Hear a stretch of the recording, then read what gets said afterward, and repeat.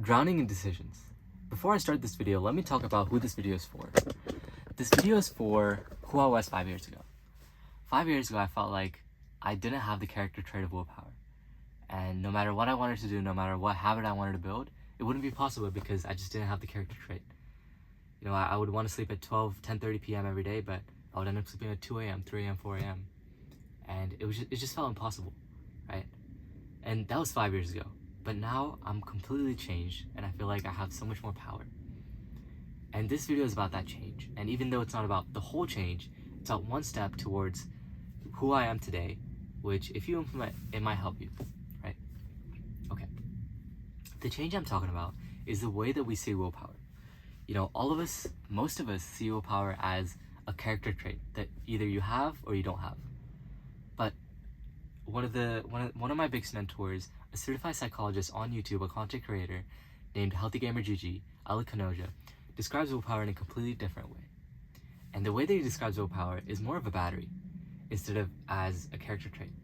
Something that runs out and something that rebuilds as you sleep, right? And it's a totally different mindset change, but let me explain why that is. And the best way to explain it is to talk about how you can have more willpower, right? To be able to make more willpower-based decisions using this new metaphor. And there's two ways you can do that. You can either conserve energy or you can increase the battery itself. Let me talk about conserving willpower.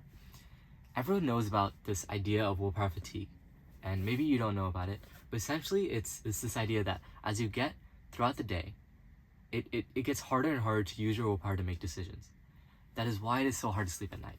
That is why it's so hard to go to the gym later in the day. That is why it becomes so hard to do your assignment at 9 p.m. instead of 10 p.m., right?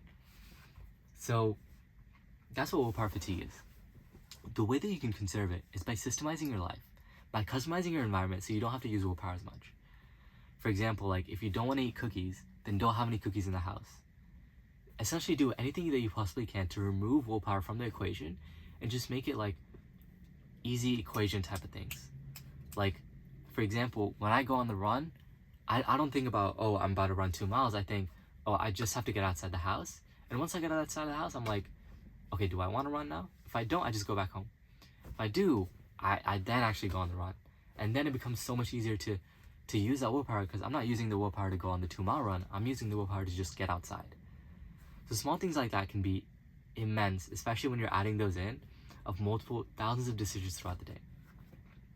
Number 2, growing your muscle is a little harder to understand, and I'm still working, trying to learn it, but it's being more mindful, right? It's to detach yourself from the outcome, from the anxiety, from the future, and to focus truly on the present, which you can train through meditation, journaling, but just being more mindful of the present and thinking, you know, if this decision did not have any consequences, then it would not require any willpower. So how can I remove myself from the consequences and just be logical and just make the decision, right? I'm going to end this video off right here. I don't want to make it too long. This idea is from Ali Kanoja. I'll link his video in the description. It's a great video. It goes into a lot more in-depth and a lot better understanding of what this means to you. Thank you for watching, and if you're struggling with the same thing, let me know in the comments. And if you like this form of video, if you like the way that I explain things, or if there's any way that I can make this better, let me know. And I'm super open to criticism. Thank you for watching again, and see you tomorrow. I make daily vlogs, by the way, so see you tomorrow.